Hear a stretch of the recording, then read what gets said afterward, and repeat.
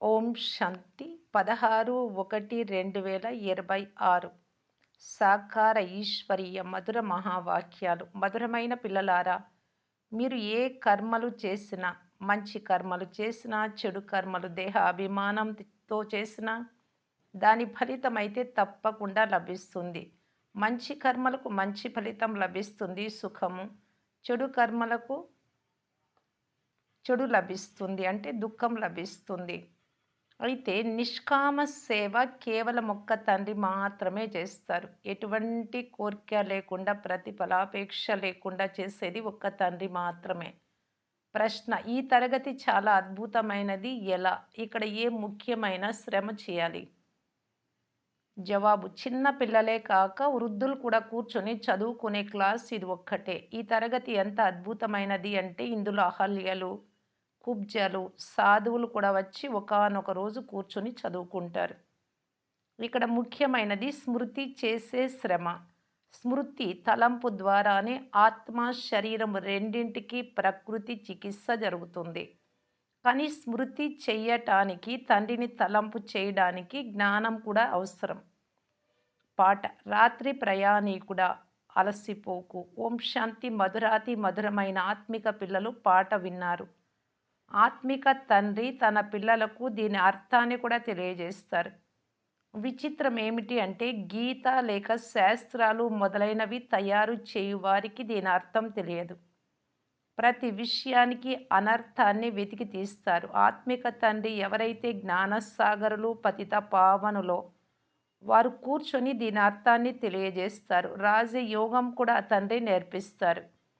పిల్లలైన మీకు మళ్ళీ రాజధాని, స్వర్గ రాజధానిలో రాజాది రాజులుగా అవుతున్నాము అని తెలుసు. ఇతర పాఠశాలలలో మేం మళ్ళీ బ్యారిస్టర్గా అవుతున్నాము అని అనరు.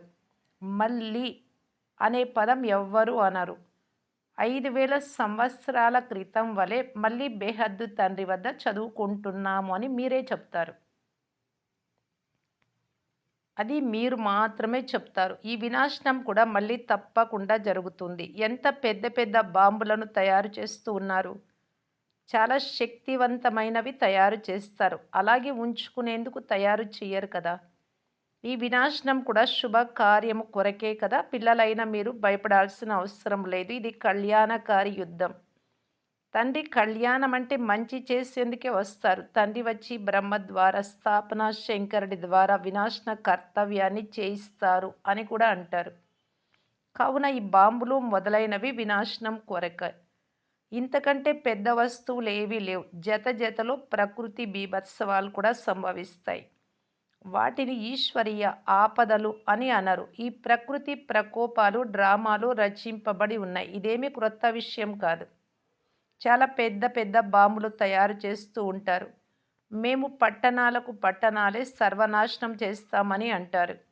జపాన్ యుద్ధంలో వేసినటువంటి బాంబులు చాలా చిన్నవి. అప్పుడు రెండవ ప్రపంచ యుద్ధంలో హిరోషిమా, నాగసాకి పైన వేసినవి చిన్నవి అంటున్నారు బాబా.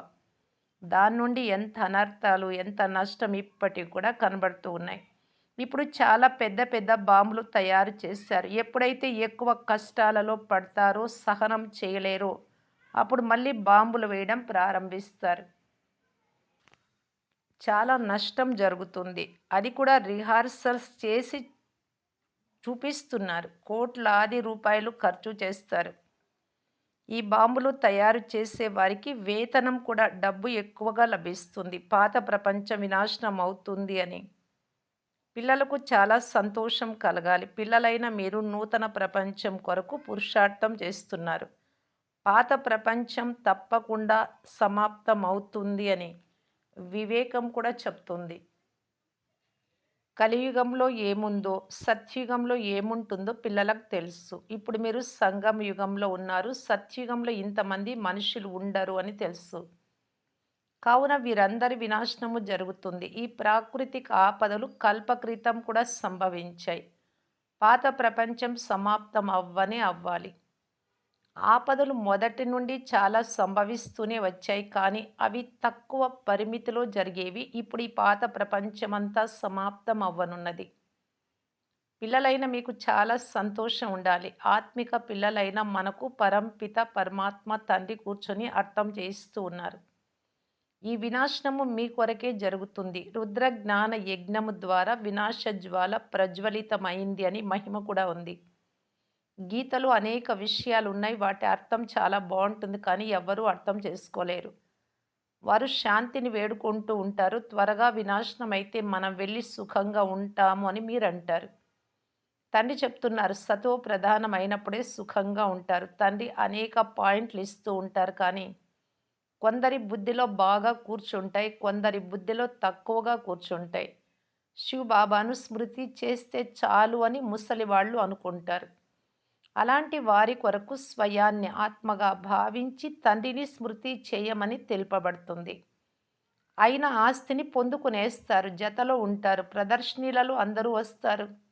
అజామిలుని వంటి పాపాత్ములు, వేశ్యలు మొదలైన వారందరినీ ఉద్ధరించాల్సి ఉంటుంది. పాకీ పని చేసేవారు కూడా మంచి దుస్తులు ధరించి వచ్చేస్తారు. గాంధీ గారు అంటరాని వాళ్లను కూడా స్వతంత్రులుగా చేసేశారు. వారి జతలో భోజనం కూడా చేసేవారు. తండ్రి కూడా వద్దనరు. వీరిని కూడా ఉద్ధరించాలి అని భావిస్తారు. చేసే పనితో ఎలాంటి సంబంధము లేదు. తండ్రితో బుద్ధి యోగము జోడించడమే ముఖ్యమైనది. తండ్రిని స్మృతి చేయాలి. నన్ను తాకలేరు అని ఆత్మ అంటుంది. మనము సతో ప్రధాన దేవీ దేవతలుగా ఉండేవారము. తర్వాత పునర్జన్మలు తీసుకుంటూ చివరిలో పతితులుగా అయ్యాం. ఇప్పుడు ఆత్మనైన నేను మళ్ళీ పావనంగా అవ్వాలి. సింధులో ఉన్నప్పుడు ఒక కొండ జాతి స్త్రీ వచ్చేది అని, తాను ధ్యానంలోకి వెళ్ళేది అని మీకు తెలుసు. పరిగెత్తుకొని వచ్చి కలుసుకునేది. తనలో కూడా ఆత్మ ఉంది కదా అని అర్థం చేయించబడేది. తన తండ్రి వద్ద ఆస్తి తీసుకునే అధికారం ప్రతి ఆత్మకు ఉంది. ఈమెను జ్ఞానం తీసుకొని ఇవ్వండి అని వాళ్ళ ఇంటి వాళ్లకు చెప్పాం. మీ వద్దకు వస్తే మా కుటుంబంలో, వంశంలో పెద్ద గొడవలవుతాయని చెప్పేవారు.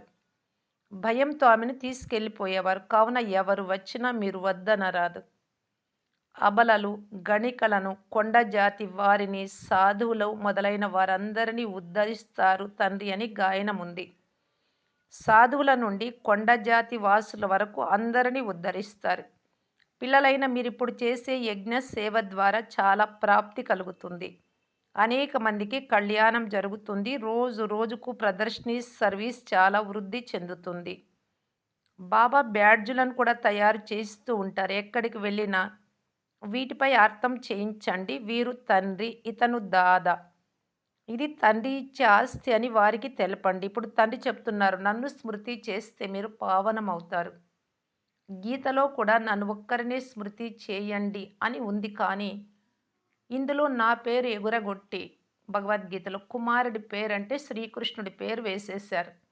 రాధాకృష్ణుల మధ్య గల సంబంధమేదో భారతవాసులకు తెలియదు. వారి వివాహము మొదలైన ఏ చరిత్ర గురించి కూడా తెలుపలేరు. ఇద్దరు వేరు వేరు రాజధానులకు చెందినవారు. ఈ విషయాలను తండ్రి కూర్చొని తెలియజేస్తూ ఉన్నారు. ఇది ఒకవేళ అర్థం చేసుకొని శివ భగవాను వాచ అంటే గొడవ పెట్టుకొని అందరూ వీరిని తరిమేస్తారు. ఇది నీవు ఎక్కడి నుండి నేర్చుకున్నావు? ఆయన ఎలాంటి గురువు అని అడుగుతారు. బ్రహ్మ కుమారీలు అంటూనే కోపంతో ఎగిరిపడతారు. ఈ గురువుల రాజ్యాలే సమాప్తమైపోతాయి. ఇలా చాలామంది వస్తారు, వ్రాసి కూడా ఇస్తారు, తర్వాత కనిపించరు. తండ్రి తన పిల్లలకి ఎటువంటి కష్టము ఇవ్వరు. చాలా సహజమైన యుక్తిని తెలియజేస్తారు. ఎవరికైనా పిల్లలు లేకుంటే పిల్లలను ఇవ్వండి అని భగవంతుణ్ణి వేడుకుంటారు. పిల్లలు కలిగితే వారిని చాలా బాగా పెంచుతారు, చదివిస్తారు. పెద్దవారైన తర్వాత ఇప్పుడు నీ కాళ్లపై నీవే నిలబడు అని అంటారు. తండ్రి పిల్లలను పెంచి యోగ్యులుగా తయారు చేస్తారు అంటే పిల్లలకు తండ్రి సేవకుడే కదా. శివబాబా తండ్రి పిల్లలకు సేవ చేసి జతలో తీసుకెళ్తారు. ఆ లౌకిక తండ్రి తన బిడ్డ పెద్దవాడై తన వ్యాపారంలో లగ్నమై నేను ముసలివాడైన తర్వాత సేవ చేస్తాడు అని కోరిక ఉంచుకుంటారు. ఈ శివబాబా తండ్రి అయితే ఎటువంటి సేవను అడగరు, నిష్కాముడు. ఎంతవరకు జీవించి ఉంటామో అంతవరకు తనను సంభాలన చేయడం పిల్లల కర్తవ్యమని లౌకిక తండ్రి అయితే భావిస్తారు. ఇటువంటి కోర్కెలు వారికుంటాయి. ఈ తండ్రి చెప్తున్నారు, "నేను నిష్కామ సేవ చేస్తాను. నేను రాజ్య పాలన చెయ్యను. నేను ఎంత నిష్కాముడను. ఇతరులు ఏం చేసినా దానికి ఫలం తప్పకుండా లభిస్తుంది. వీరందరికీ తండ్రి నేను పిల్లలైన మీకు స్వర్గ రాజ్య పదవిని ఇస్తాను" అని అంటున్నారు. మీరు చాలా ఉన్నతమైన పదవిని ప్రాప్తి చేసుకుంటారు. నేను కేవలం బ్రహ్మాండానికి మాత్రమే అధికారిని. నా వలె మీరు కూడా అక్కడ యజమానులే కానీ, మీరిక్కడ రాజ్యాన్ని తీసుకుంటారు, తర్వాత పోగొట్టుకుంటారు. నేను తీసుకోను, పోగొట్టుకోను. ఈ డ్రామాలో నా పాత్ర అలా ఉంది. పిల్లలైన మీరు సుఖ వారసత్వాన్ని పొందేందుకు పురుషార్థం చేస్తారు. మిగిలిన వారంతా కేవలం శాంతిని వేడుకుంటారు. ఆ గురువులు సుఖం కాకిరెట్టతో సమానము అని అంటారు కనుక కేవలం శాంతిని మాత్రమే వేడుకుంటారు. అలాంటి వారు ఈ జ్ఞానాన్ని తీసుకోలేరు. వారికి సుఖం గురించే తెలియదు, స్వర్గం గురించి. శాంతి, సుఖముల వారసత్వమును ఇచ్చువాడను నేను ఒక్కడినే అని తండ్రి అర్థం చేయిస్తున్నారు. సత్య త్రేతాయుగాలలో గురువులు ఉండరు. రావణుడు అసలే ఉండడు. అంటే వికారాలు అస్సలు ఉండవు. అది ఈశ్వర్య రాజ్యం. ఇది తయారైన డ్రామా. ఈ విషయాలు ఇంకెవ్వరి బుద్ధిలోనూ కూర్చోవు. కావున పిల్లలు బాగా ధారణ చేసి శ్రేష్ఠ పదవిని పొందాలి. ఇప్పుడు మీరు సంగం యుగంలో ఉన్నారు. నూతన ప్రపంచ రాజధాని స్థాపన అవుతున్నది అని మీకు తెలుసు. కావున మీరు సంగం యుగంలో ఉన్నారు. మిగిలిన వారంతా కలియుగంలో ఉన్నారు. వారు కల్పం ఆయువును లక్షల సంవత్సరాలు అని అనేస్తారు. గాఢాంధకారంలో ఉన్నారు. కుంభకర్ణుడి నిద్రలో మునిగి ఉన్నారు అని పాడతారు కూడా. పాండవులకే విజయం దక్కింది అని మహిమ చేయబడి ఉంది. మీరు బ్రాహ్మణులు. బ్రాహ్మణులే యజ్ఞమును రచిస్తారు. ఇది చాలా పెద్ద బేహద్దీశ్వర్య రుద్ర యజ్ఞం. ఆ హద్దులోని యజ్ఞాలు అనేక రకాలుగా చేస్తూ ఉంటారు. ఈ రుద్ర యజ్ఞం ఒక్కసారి మాత్రమే కల్పానికి జరుగుతుంది. సత్య త్రేతాయుగాలలో ఎటువంటి ఆపదలు మొదలైనవి సంభవించవు కనుక యజ్ఞ యాగాదులు మొదలైనవి చెయ్యరు. అవన్నీ హద్దులోని యజ్ఞాలు. ఇది అనంతమైన యజ్ఞం. ఇది అనంతమైన తండ్రి ద్వారా రచింపబడిన యజ్ఞం. ఇందులో అనంతమైన ఆహుతి పడుతుంది, వినాశనం అవుతుంది. తర్వాత అర్ధకల్పం వరకు ఇక ఏ యజ్ఞాలు జరగవు. అక్కడ రావణ రాజ్యమే ఉండదు. రావణ రాజ్యం అంటే వికారి రాజ్యం. ప్రారంభం అవ్వగానే ఇవన్నీ మళ్ళీ ప్రారంభమవుతాయి. యజ్ఞ యాగాదులు, భక్తి అంతా. అనంతమైన యజ్ఞం ఒక్కసారి మాత్రమే జరుగుతుంది. ఇందులో పూర్తి పాత సృష్టి అంతా స్వాహ అవుతుంది. ఇది బేహద్ రుద్ర జ్ఞాన యజ్ఞం. ఇందులో ముఖ్యమైనవి జ్ఞాన యోగాలు. యోగము అనగా స్మృతి. బాబాను స్మృతి చేసేది, గుర్తుంచుకునేది. స్మృతి అను పదము చాలా మధురమైనది. యోగము అనే అక్షరం సాధారణమైపోయింది. యోగము అంటూ ఉంటారు కానీ యోగం అనే పదానికి అర్థం ఎవ్వరికీ తెలియదు. యోగము అంటే తండ్రిని స్మృతి చేయడం అని మీరు అర్థం చేయించండి. బాబా మీరు మాకు బేహద్దు వారసత్వముని ఇస్తారు. ఆత్మ అంటుంది బాబా. మీరు మళ్ళీ వచ్చారు. మేము మిమ్మల్ని మర్చిపోయి ఉంటిమి. మీరు మాకు చక్రవర్తి పదవిని ఇచ్చారు. ఇప్పుడు మళ్ళీ వచ్చి కలిశారు. మళ్ళీ అంటే ముందు ఎప్పుడు వస్తూనే ఉంటారు. ఇప్పుడు వచ్చారు అని. మీ శ్రీమత అనుసారం మేము తప్పకుండా నడుచుకుంటాం. ఇలా మీతో మీరే లోపల మాట్లాడుకోవాలి. బాబా మీరు మాకు చాలా మంచి మార్గాన్ని తెలియజేస్తున్నారు. మేము కల్పకల్పము మర్చిపోతాం. ఇప్పుడు తండ్రి మళ్ళీ తప్పు లేని వారిగా తయారు చేస్తారు కావున ఇప్పుడు తండ్రిని స్మృతి చేయాలి. స్మృతి ద్వారానే వారసత్వం లభిస్తుంది. నేను మీకు సన్ముఖంలోకి వచ్చినప్పుడు అన్ని విషయాలు తెలిపిస్తాను. అంతవరకు మీరు దుఃఖహర్త, సుఖకర్త అని పాడుతూనే ఉండేవారు. మహిమైతే పాడతారు కానీ ఆత్మను గురించి, పరమాత్మను గురించి తెలియదు. ఇంత చిన్న బిందువులో అవినాశి పాత్ర నిండి ఉంది అని మీరిప్పుడు అర్థం చేసుకున్నారు. ఇది కూడా తండ్రి అర్థం చేయించారు. వారిని పరంపిత పరమాత్మ లేక పరమ ఆత్మ, శ్రేష్ఠాత్మ అని అంటారు. అంతేకాని వేలాది సూర్యుల వలె పెద్దగా లేరు.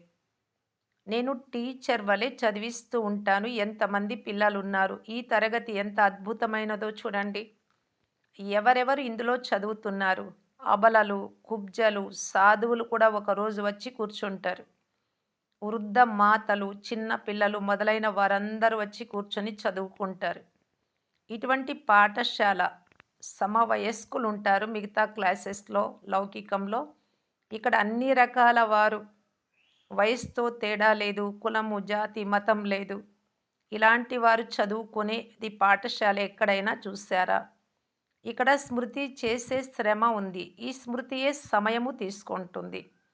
స్మృతి కొరకు పురుషార్థం చేయడం కూడా జ్ఞానమే కదా! స్మృతి చెయ్యటానికి జ్ఞానం కావాలి. ఆత్మను, తండ్రిని తెలుసుకుంటేనే కదా తండ్రిని గుర్తు చేసుకోగలం. చక్రమును అర్థం చేయించడం కూడా జ్ఞానమే. దీనిని సహజమైన, సత్యమైన ప్రకృతి చికిత్స అని అంటారు.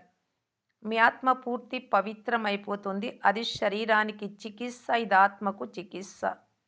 ఆత్మలోనే మలినం చేరుతుంది. మంచి బంగారం చేసేటటువంటి ఆభరణాలు కూడా మంచిగానే ఉంటాయి. మెరిసిపోతూ ఉంటాయి. శివబాబా మన సన్ముఖంలోకి వచ్చి ఉన్నారు అని పిల్లలకు తెలుసు. పిల్లలు తండ్రిని తప్పకుండా స్మృతి చేయాలి. ఇప్పుడు మనం వాపస్ ఇంటికి వెళ్ళాలి. ఈ వైపు నుండి ఆ వైపుకు వెళ్ళాలి. తండ్రిని, వారసత్వాన్ని, అంతేకాక ఇంటిని కూడా స్మృతి చెయ్యండి. అది మధురమైన స్వీట్ సైలెన్స్ హోమ్. అశాంతి వల్లనే దుఃఖం కలుగుతుంది. శాంతి ఉంటేనే సుఖం ఉంటుంది. సత్యుగంలో సుఖము, శాంతి, సంపద అన్నీ ఉంటాయి. అక్కడ యుద్ధము, జగడాల మాటే ఉండదు. పిల్లలకి ఇదే చింత ఉండాలి. మేం సతో ప్రధానంగా సత్యమైన బంగారుగా అయినప్పుడే శ్రేష్ఠ పదవిని పొందగలం. ఈ ఆత్మిక భోజనం తిన్న తర్వాత నెమరు వేయాలి.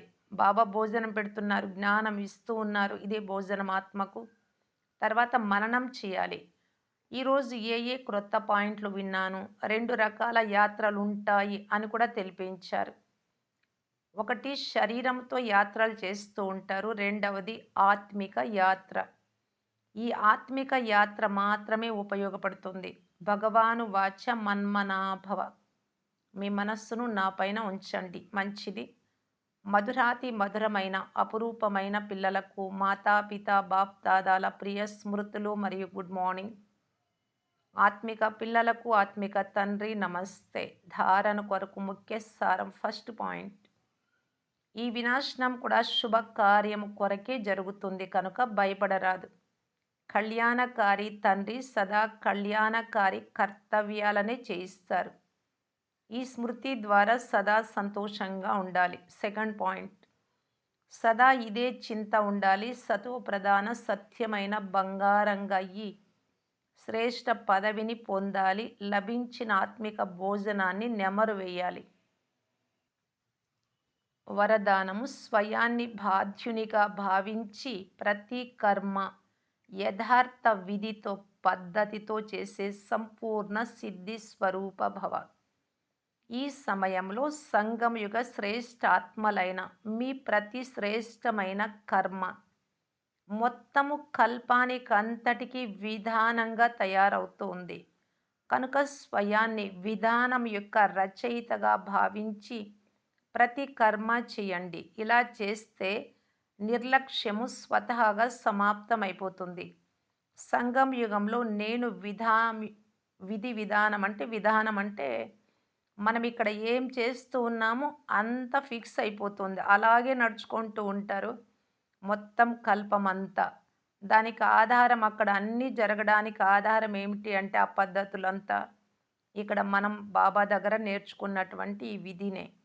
కనుక విధానం యొక్క రచయితను, బాధ్యత కల ఆత్మను ఈ నిశ్చయంతో ప్రతి కర్మ చేస్తే యథార్థ విధితో చేయబడిన కర్మకు సంపూర్ణ సిద్ధి, విజయం అనేది తప్పకుండా ప్రాప్తిస్తుంది.